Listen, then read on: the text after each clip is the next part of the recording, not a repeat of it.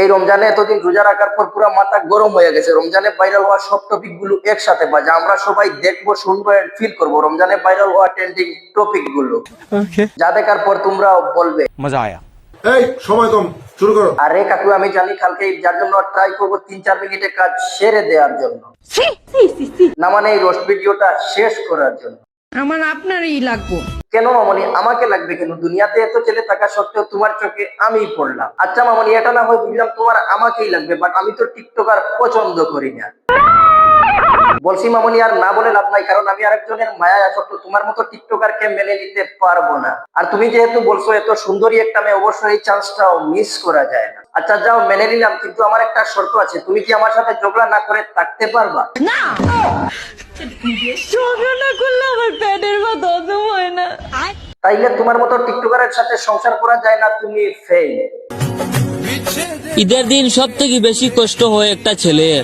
কেন ভাইজান? আমার মনে হয় ঈদের দিন সব থেকে কষ্ট হয় বেশি মেয়েদের, কারণ পুরান ঠেলাগাড়িকে BMW বানাইতে অনেকটাই সময় লাগে। আর যখন রোদ বৃষ্টিতে মেয়েদের মেকআপ নষ্ট হয়, তখন সব থেকে বেশি কষ্ট হয় মেয়েদের, কারণ পুরান ঠেলাগাড়ি আবারও ঠেলাগাড়ি হয়ে যায়। ভালোবাসা কি জানেন? না ভাইজান, ভালোবাসা কি জানি না, বাট এক্সপ্লেইন করার জন্য তো তুমি রয়েছো, তাইলে আমরা জেনে আর কি লাভ। মা ফাতেমা রাদিয়াল্লাহু তাআলা একদিন কোরআন শরীফ পড়তেছেন। ভাইজান এই তো দিলেন মটকাটা গরম কইরা, কারণ টিকটকারদের মুখে এত পবিত্র নাম আমি শুনতে চাই না, বিশ্বাস করো কখনো শুনতে চাই না।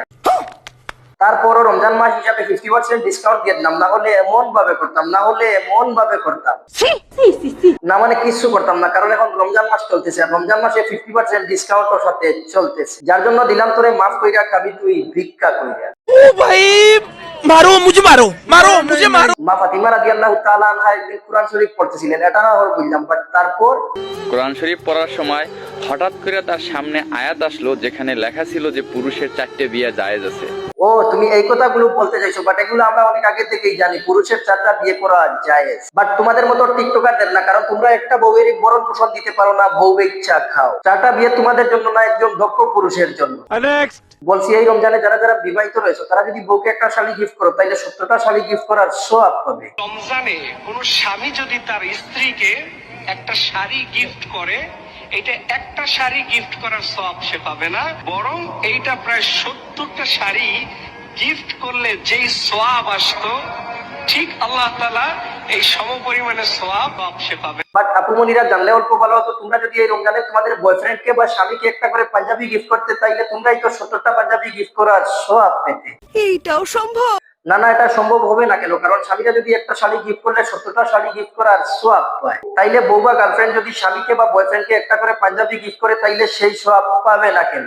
নিঃসন্দেহে তুই ঠিক কথা বলেছিস। আরে হে রাখু, আমার মনে হয় আমি সঠিক বলেছি, কারণ আমার বুদ্ধি অনেক ভালো।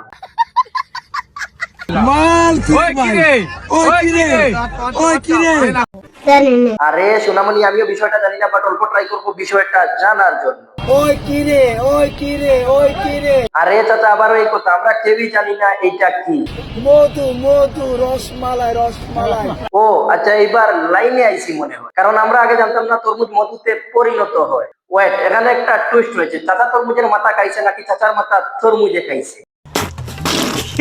বাইদা হয়ে চাচা রোজা মাসে রোজা রেখে মধু কইতে কইতে গলার পানি শুকাই গেছে। বলছি পেছনে যেই বাইটা রয়েছে তাকে আমি অনুরোধ করবো চাচা শ্বাসবন্ধ হয়ে পড়ে গেলে ধরার জন্য, কারণ হঠাৎ যে কোনো রকমের অঘটন ঘটতেও পারে তরমুজ বিক্রেতা চাচা।